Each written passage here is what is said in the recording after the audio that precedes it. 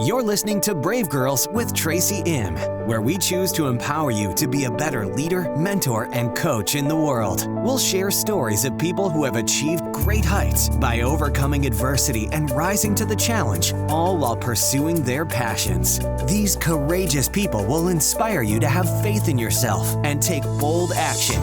Right here with the host of Brave Girls, Tracy M.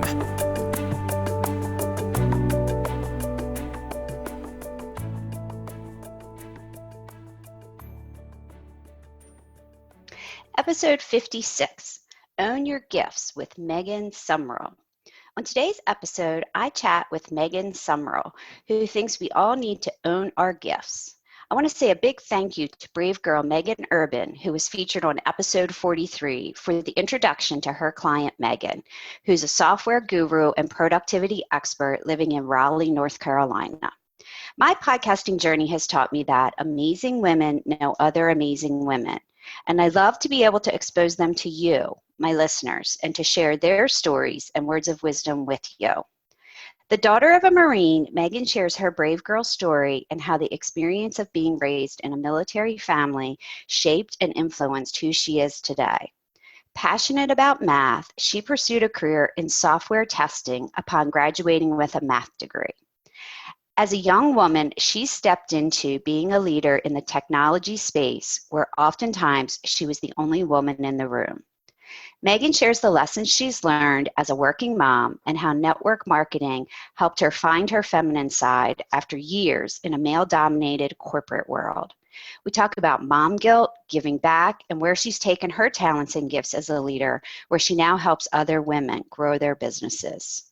2 years ago, Megan and her business partner, Jennifer Turnage, created My Beehive, which is a cloud-based customer relationship management system, or CRM, used by many of the world's largest network marketing firms and solo women business owners. She shares the story of where they've taken the company and how it's grown beyond a product into a services firm that teaches women principles of business and so much more.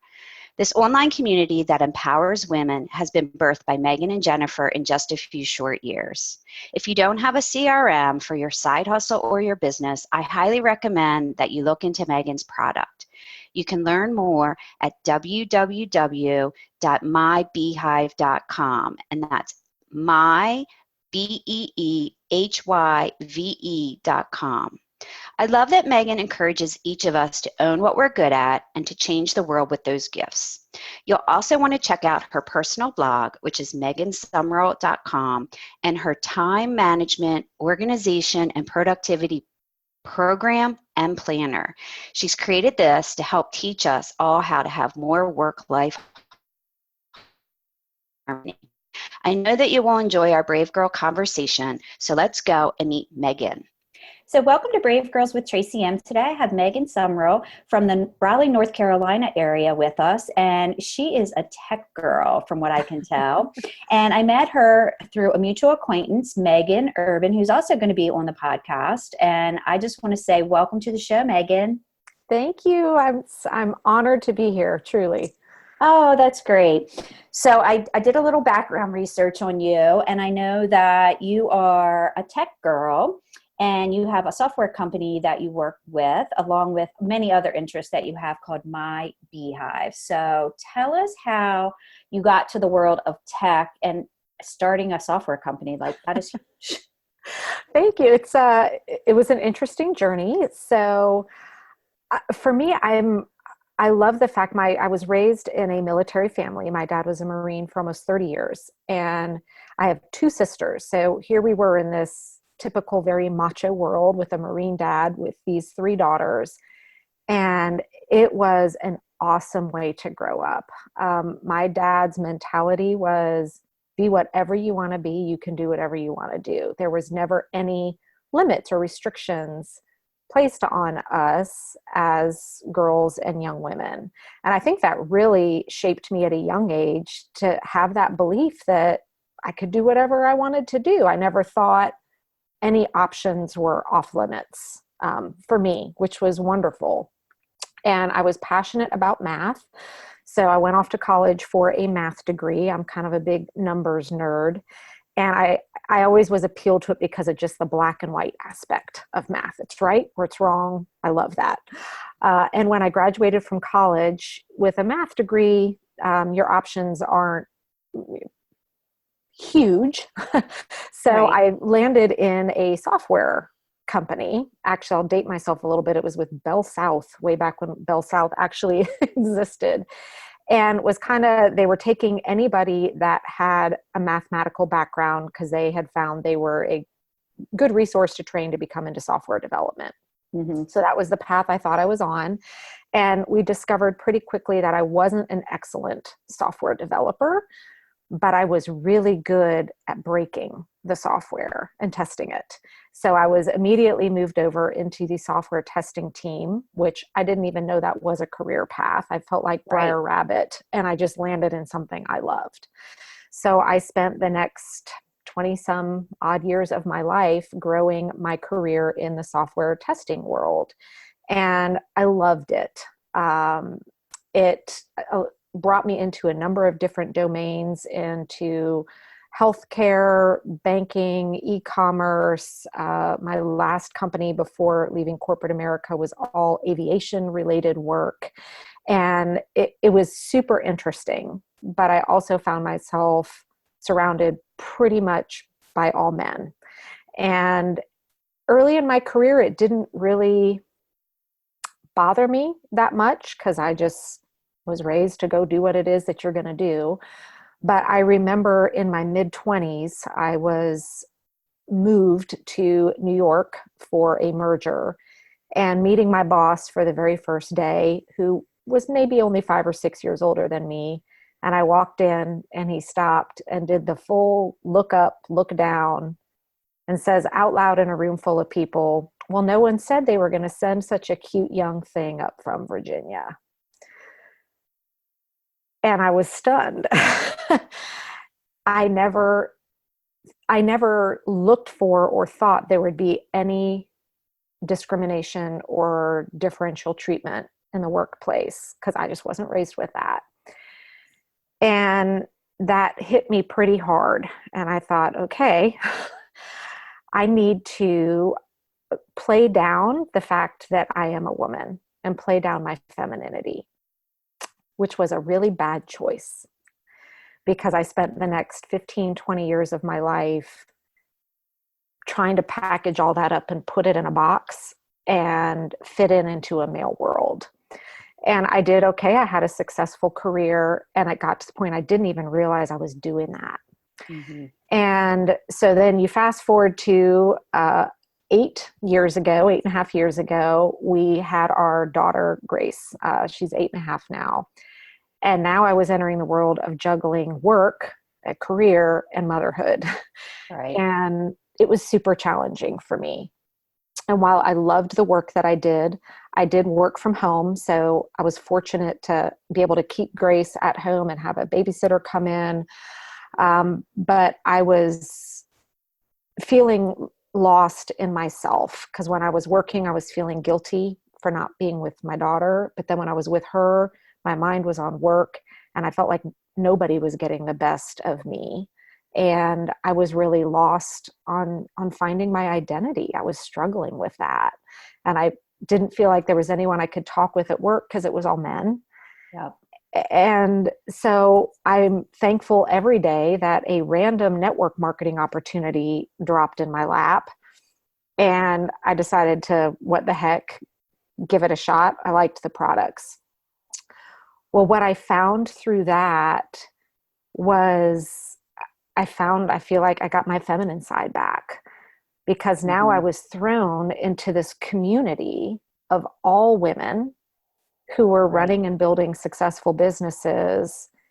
And yet I still had my foot in the door in this very male corporate world. Yep. And it was a very uncomfortable place for me to be for a while because I always love that movie, A League of Their Own, where they always say there's no crying in baseball. And that was kind of how I worked in the male corporate world. And now suddenly I'm in this network of all these amazing women and they're sharing their feelings and they're sharing their day-to-day struggles. They're talking out loud about how hard it is to juggle being a mom and being a wife and being an employee or a business owner. And for the first year, I was really uncomfortable in there because I kept thinking, like, are we allowed to do this as women? Like, doesn't this somehow belittle our strengths? And then I began to realize, no, that's what I'd been missing in my life. And I feel like now I'm in this beautiful place where I have an enormous set of skills that I can bring into this female entrepreneur community around technology, around self-confidence, around actually learning the numbers in your business. You do have to know some math if you're going to be a successful business owner. Absolutely. And in return, I have been given the gift from all of these women of bringing my femininity back into my workplace and being able to talk about day-to-day challenges and laugh about, the frustrating morning where you forgot to pack the school lunch and, all the stuff that goes along with wearing all of those multiple hats. And so it has been I'm not sure. There are days I feel guilty because I feel like I take more from the community than what I give back. But that is my end goal, is to want to give back to this community. And so that is why my co-founder, another female entrepreneur, Jennifer Turnage, and I, that is why we started this My Beehive software company. That's beautiful. And what exactly does My Beehive do, and who would buy it? So when I kind of started dabbling with the network marketing space, I immediately went to looking for technology tools to help me run my business. Right. And I mean, this applies to any kind of solopreneur where you are the single salesperson. Correct. I had grown up using very corporate-based CRM systems or contact relationship, the Salesforce.com, those types of things. I went to look for that. Well, there wasn't anything. There's nothing out there for that individual solopreneur specifically geared for network marketers. And Jennifer joined me in business. We had met working at a software company years ago, and we were both struggling. We're like, our people are telling us literally to buy a binder. Like, I can't run a business out of a binder. Well, you could, but it's not going to grow. And we did, and it was growing, but not fast enough. And it was a nightmare to maintain and organize. So that's why we finally sat down and we're like, we need this thing. We know everybody out there needs it. Let's go build it. So My Beehive is and it works. It's 100% cloud-based. So you can run it from your computer, and you can find us in the App Store, both Google and Apple. Mm-hmm. And it is a contact management system designed really for network marketers or other solopreneurs, where you can have your entire contact list in there. You can set your follow-up dates, follow-up reminders. It logs the activity of all the conversations that you've had. You can text, you can email right from within the app, and it's going to capture all that. So it really is geared towards the female entrepreneur, where we're squeezing in a lot of stuff. You got 15 minutes to kill in carpool line. Well, pull it up from your phone, see who you still need to contact that day, and do it in small pockets of time throughout your day. So we really wanted to empower all of these women with the tools that they need to grow their business faster. Right. And I mean, you could buy some of these bigger platforms, but they're cost prohibitive. Well, not only are they cost prohibitive, they don't do what a solopreneur needs. So I tried to retrofit Salesforce to work for me when I first started, but the first thing you do as Salesforce is say, what's the name of the organization and what's the size of the opportunity? I'm going, I just need to remember to call Betty tomorrow, who lives next door. I just need to put her name in there and make notes about her. And a commercial CRM system just doesn't do that. Right. Yeah. That's fantastic. And have you had success? Because I think you have, from what I can tell. Yeah. So it's kind of cool. We officially launched our business almost 2 years ago, and it happened to be on International Women's Day. We didn't plan that. It just happened. So we're coming up on almost our year 2 mark. We now have thousands of users in over 130 different network marketing brands. Wow. So it's grown really big, and we really gear towards North America, US, Canada, Australia, but we also have users we're seeing in Europe and Asia that are also leveraging the platform as well. And we knew that technology is a scary space for a lot of these women that are starting up their network marketing companies. A lot of them have stepped out of the workforce to raise families, the most important job. Right. And so now they're coming back into it, and they feel uncomfortable. And I hear all the time, I don't do technology. I don't do technology. And so we wanted to find a way to build a technology platform that wasn't scary and hard to use, but also to get the message across. If you're going to be a successful business owner, you don't get to say that. I feel very strongly, if you're going to grow a real business, you're going to have to get good at technology. And there are a ton of easy to use tools out there today. But once we launched the My Beehive app, we started hearing from our user community, they wanted more from us. They're like, okay, now that I've got this great app, what else can you teach us?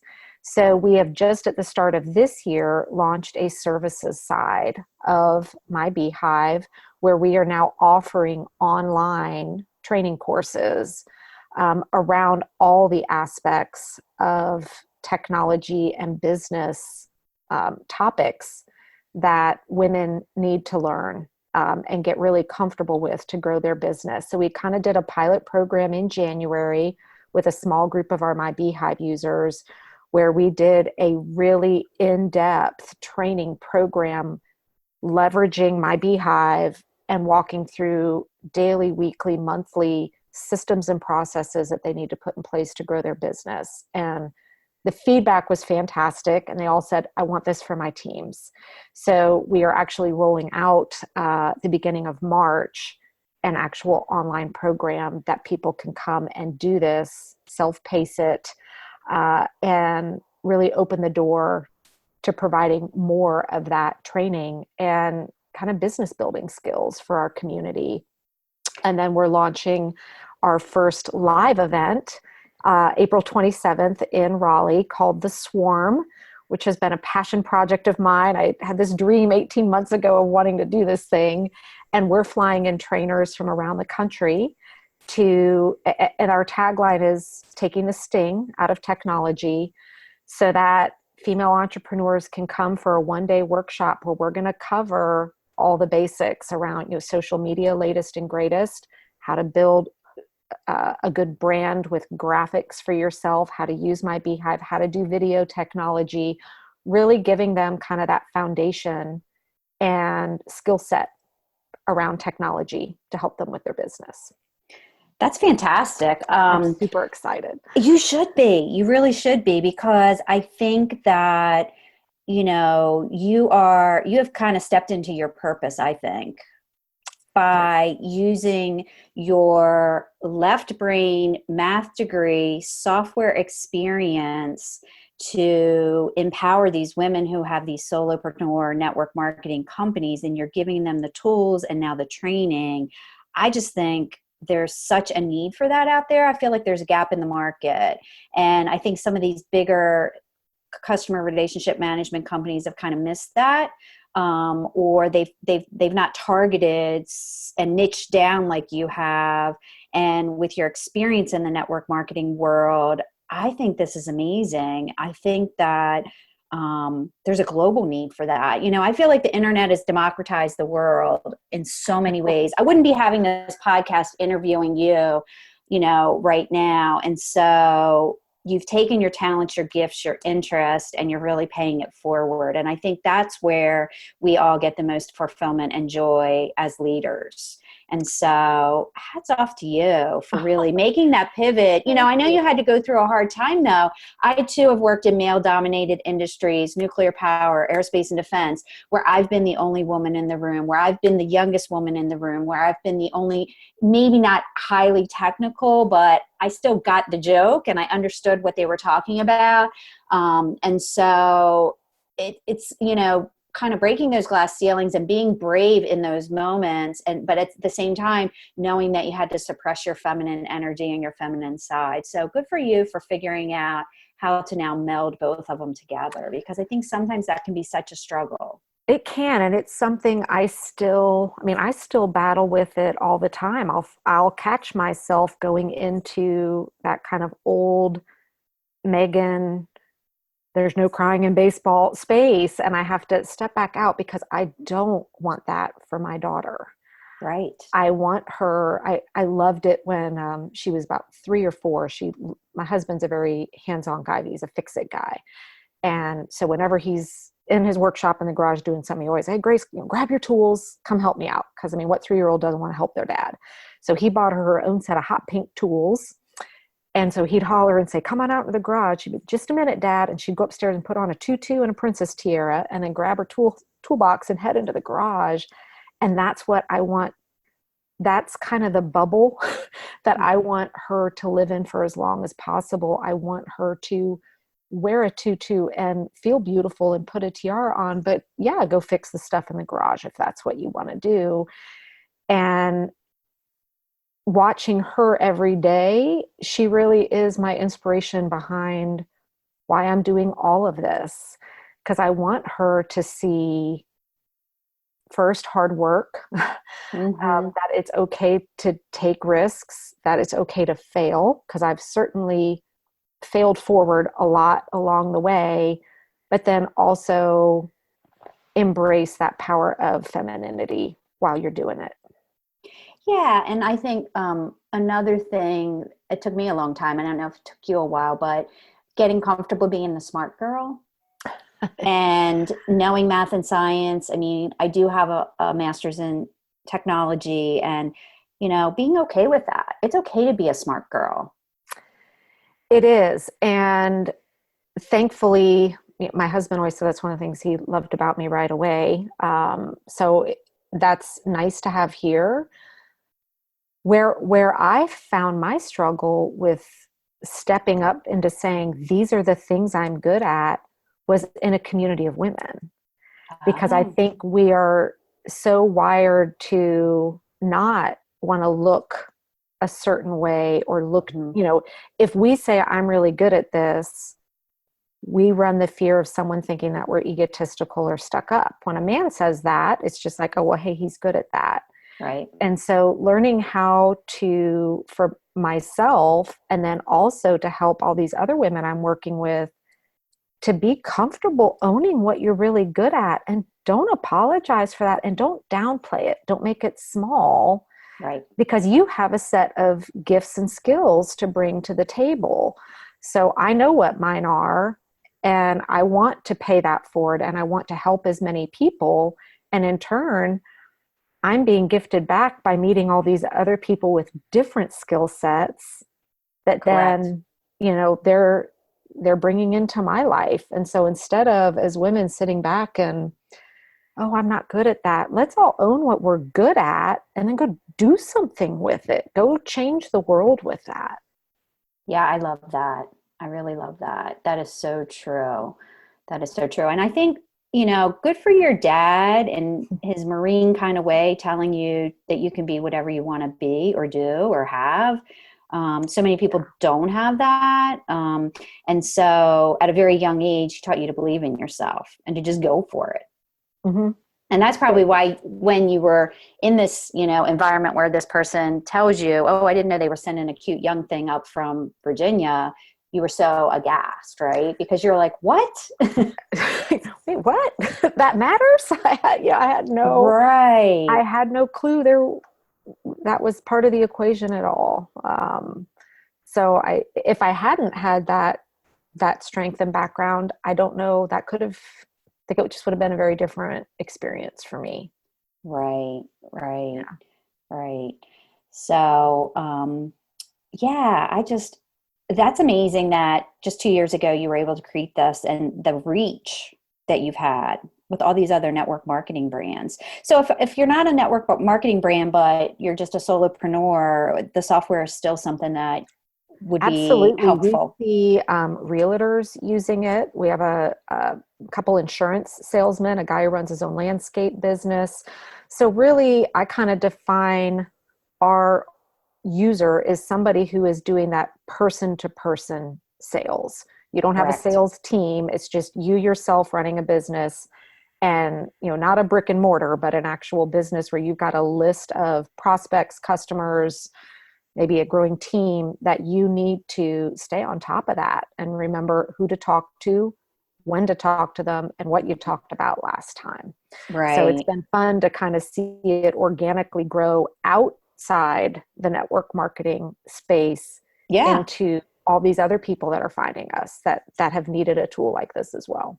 Right. Right. That's fantastic. I'm so proud of you. I Oh, mean, thank that's you. amazing. No, really, I mean, that's amazing. It really is. Well, they always say, a good business, or at least from a software perspective, a good way to know if it's a okay idea is, are you solving a problem that you and several other people have? And Hmm. that's what my beehive, we started it just thinking we're just going to build this software to solve this problem for all these people. And then to see over the last 2 years how it has morphed into so much more than the software application. It's the community, it's the training, it's the empowerment. It's the, we get emails from users saying, you helped me grow my business 300% last month, and now I've learned this new skill set. And Hmm. so I never in a million years would have thought solving this technology problem, fixing that missing hole, was going to turn into something so awesome as this. But how rewarding is that? That's got to Yeah, be super, super it rewarding. is. And that's why I say I feel sometimes a little guilty. I worry I'm being given more from our community than we're giving back. And that my goal is to just try and stay ahead of that and keep finding ways to giving back because of how much they've given in to Jennifer and I for doing this. Right, right. That's fantastic. That's really fantastic. And I love that you've turned it into a community, that you are going to have this swarm event, that you have recognized that there's this education gap. So you've got this whole academy really Mm-hmm. for your beehive, right? And that you are empowering them and you're helping them grow their business, which I'm sure for a lot of these people, if they're working moms, a network marketing opportunity or even a solopreneur opportunity is how they're providing for their family. Right. And so Exactly. it's the whole ripple effect of, I mean, women really are the chief financial officers, the chief operating officers, for their families. And they're the ones making the decisions and the consumer buying decisions around food, around, household goods, around, activities and experiences for their families. And so I think that's great that you're helping to kind of close that educational gap and getting Yeah, and people I think comfortable for with a the lot of technology. yeah, and a lot of women that get into network marketing, it turns you what starts as a way to make some extra money for the family. They are instantly realizing, wow, I've been missing something for me. Hmm. And this gives a sliver of, I know a gal I was talking with last week, she's like, I had forgotten what it was like to set goals and dreams for myself. And she used to be a high powered producer in LA, and Right. then step back to raise her young children, which she's loved. But she's like, wow, I didn't realize how much I missed having that and a passion and a purpose outside of just my home to Right. strive for. And that's what I love about that community. Right. Right. That's fantastic. So my finale question is always, what's the bravest thing that you've ever done and how does it inspire you today? And I know you've been binge listening to all your other brave Yeah. girl guests. So, and you've had a little bit of time to think about it, but what would that really be? Well, it's funny. I've gone back and forth with a number of them. My initial one I thought was, well, of course it was stepping away from corporate and starting the software company. But then I realized, no, that was just exciting and fun. And my answer is probably not what you're going to expect. But it was something that my business coach, Megan Urban, pushed me pretty hard to do, which was stepping way out of my comfort zone. And that was launching my own personal website with a blog.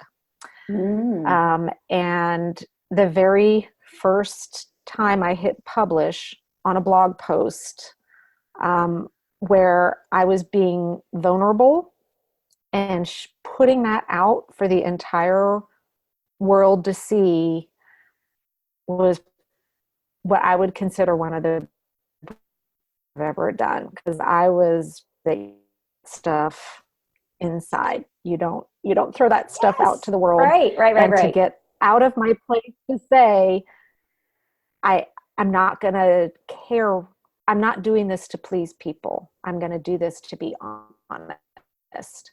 And so I have found a tremendous sense of freedom since starting this blog, of going out there and just sharing things I've learned and being honest about the struggles of balancing motherhood and work, and then hearing from so many other women that have those same challenges and how this is helping them.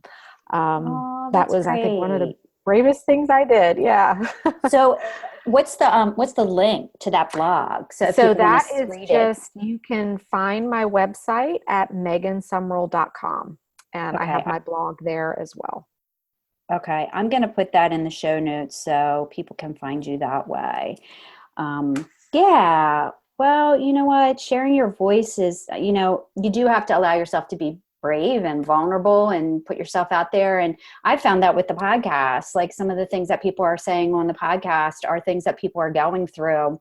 And while I'm doing the interview between me and the person that I'm interviewing, we don't even think about it. We're just having a conversation, right? But sometimes somebody will say something that is just really a truth bomb. It's a gem. It's something that the person on the other end that's listening to the podcast needed to hear at that exact moment. And I'm just blown away at how many people are even being helped by that. So when we put our work out there into the world, we have to know that it is helping other people and it's serving other people. And, we're all human. We're all on this journey together. We have our highs, we have our lows. We have to know how to surrender when we're in those lows and know that this too shall pass. We have to believe in ourselves. I love your no crying in baseball analogy. I think that, it's true, right? I mean, we have those moments that we just have to know that we're going to get through it. So, Megan, thank you so much for being on the show today. I've just enjoyed meeting you and hearing about your story. And I love the My Beehive, the software, the community, all that you're doing to help empower other female entrepreneurs. And like you said, you solved a tech problem, which was a business problem, but it opened up all these other opportunities for you to teach and to share your gifts with a community globally, really, as other women are trying to go out there and launch their own thing, whether it be in network marketing or something completely different. You're giving them those tools. And so thank you for taking your gifts, sharing them with other women, putting your software out there into the world, and, just know and trust that this is what you're supposed to be doing right now. I feel that way. And thank you for having me. This has been wonderful today. Great. I hope you enjoyed this episode of Brave Girls with Tracy M. as much as I did creating it. Each show is produced with you, the listener, in mind, as you look for inspiration and motivation from other brave souls as you pursue your desires. I'd love to hear your feedback, so please leave me a review on iTunes. I read every one. And check out my website, tracym.com, for more free resources. You can also join my list and sign up for my newsletter right from the homepage. Until next time, stay strong, believe in your dreams, and go do something brave. We appreciate you joining us for this episode of Brave Girls with Tracy M. and hope that you enjoyed the show. For more information about today's episode, as well as additional free resources to help you achieve greatness in your life, visit tracym.com and sign up for our mailing list. Until next time, dream big, believe in yourself, and let your brilliance shine as only you can do.